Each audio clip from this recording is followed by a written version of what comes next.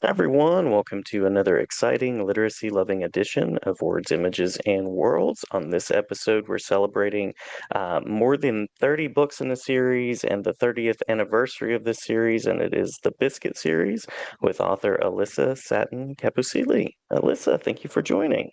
Thank you so much for having me. A pleasure, absolutely a pleasure. Delighted to talk about literacy and the impact that you've made and the legacy of this book series. What was your initial inspiration for this endeavor? Actually, the inspiration was twofold. I'll start with the more straightforward of the two, and that was my daughter, when she was younger, wanted to babysit for our neighbor's really big dog. And she Mhm. asked if the dog could sleep at our home. And of course, I'm a puppy lover, so I said yes.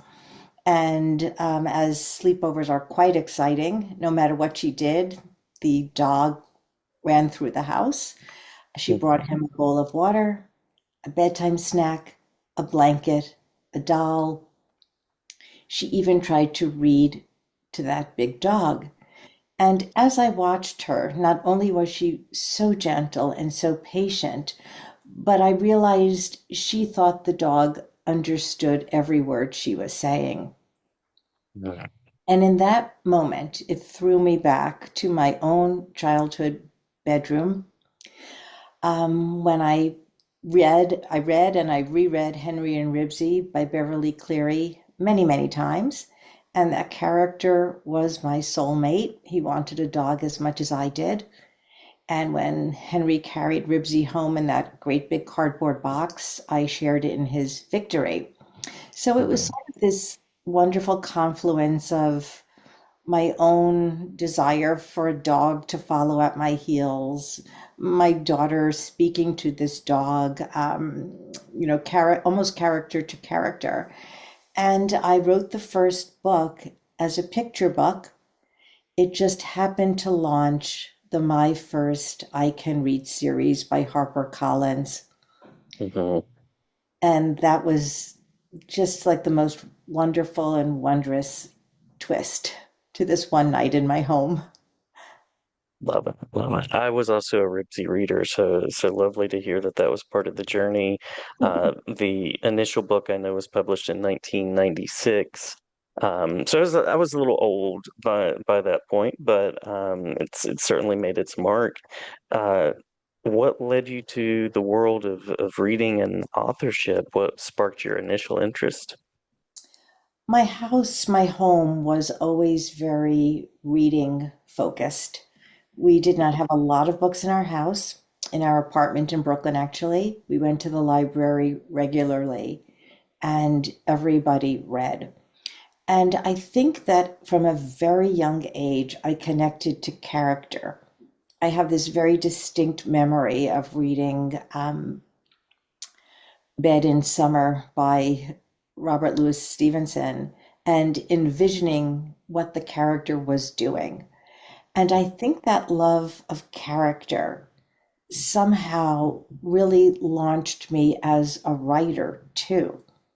And I did actually, my first professional experience was as a dancer, which is also, telling a story through character, through movement, just not through words. So I think I just always had the storytelling bug, for sure. And when I had my own family and I started to revisit literature, I just sat down and said, why not? Why not try? I would love to do this. And Biscuit was not my first book, but I've certainly been writing full time ever since. As someone who's made such an impact, I know that you've probably had the chance to interact with a lot of young readers over the years. I'm curious about a time or maybe a time or two where something surprising or meaningful, some sort of memorable interaction has occurred with a young reader. It's a very humbling experience to meet many, many, many, many, many, many people who say, I learned to read with your story. I mean, Mhm. it's almost hard to articulate what that actually means. That feeling, that responsibility, I don't take it lightly. And the fact that the books empower a young reader to enter and explore myriad worlds once they've really gotten on their feet to read, um, is something I just, it's a pinch me moment. I will say that visiting a school in a rural area where I walk into the school and they have built a city, much like the city in Biscuit visits the big city, except theirs is made of cardboard and paper towel holders and aluminum foil. Um, that is really a moving experience. And then when they served me a hot dog lunch, spoiler alert if you haven't read the story, um, I mean, it's really something. The other thing I will say is that I pen pal often with a very wide range of readers. And sometimes that is just completely unexpected that Biscuit is the book that started them on their journey as a reader. And I think what I love most of all is when I hear that it's fun. And so it's not only learning to read, but learning to love to read with this character. And it's humbling, it's gratifying. As I said, it's hard to really put words to that. Yeah, yeah. So much is wrapped up in reading development, and there's so much that is important about literacy. Yes. Um, any message for teachers? I know that I have a copy here that will be making its way to a classroom. Any message for, yeah, teachers that are working with children and using your books? I think Biscuit is a world, and I like to think there's some subject or some topic. I know we are all very concerned about levels and mastery and all of the components. And I think getting a child to open that book, close that book, and say, I want to read it again is ultimately our goal. Now, I will share with teachers the woof woof. Hmm. It's not just a woof woof. I like to share with teachers that those woofs are there for my reader to determine exactly what they mean. So it's a chance to use your imagination. It's a chance to explore dialogue for the first time, perhaps. Let your students sit down, read them 3 books about Biscuit. Let's write our own. It doesn't have to be prolific, and most of it can be woof woof. But that ability to tell a story and that confidence, you read the 2 woof woofs, you're halfway home. I like to say, slowly, if they love it, let them read it again and let them read it Yeah. again and again.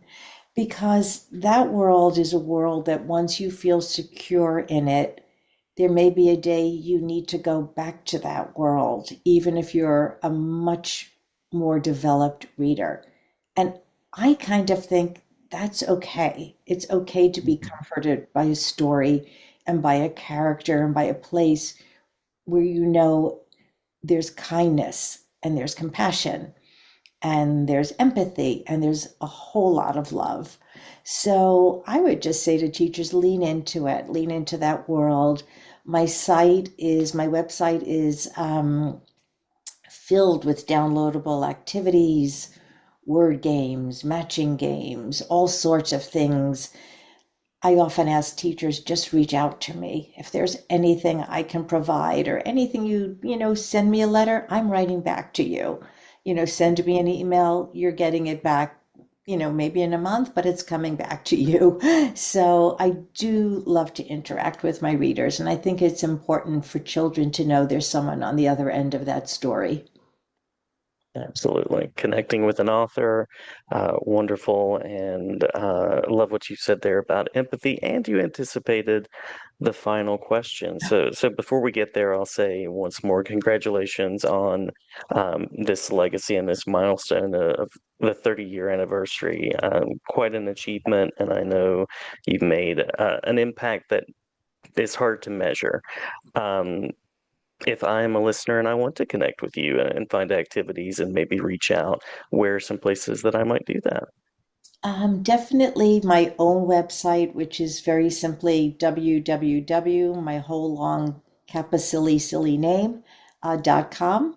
I have a whole section for teacher support, reader support, and of course the local library has so many of my stories. My publisher, HarperCollins, has so many things on their website. And, I was one who went to the library every single week and borrowed and borrowed and borrowed and read and read and read. And I really do think that's just a wonderful, wonderful place to begin. Absolutely, absolutely. Very well said, and certainly glad to have you back anytime as you're celebrating other milestones and sharing work. And many thanks for the conversation. Did we miss anything that you want to make sure to include? I think we're okay. I do want to thank you for all that you do. Oh, Um, my pleasure.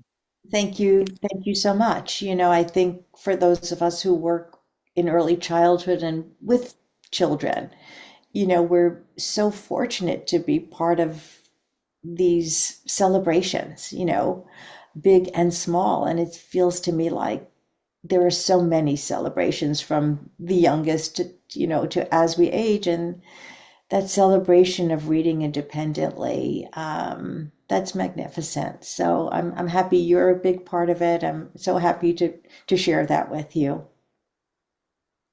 Thank you so much. And the invitation is always open to chat further.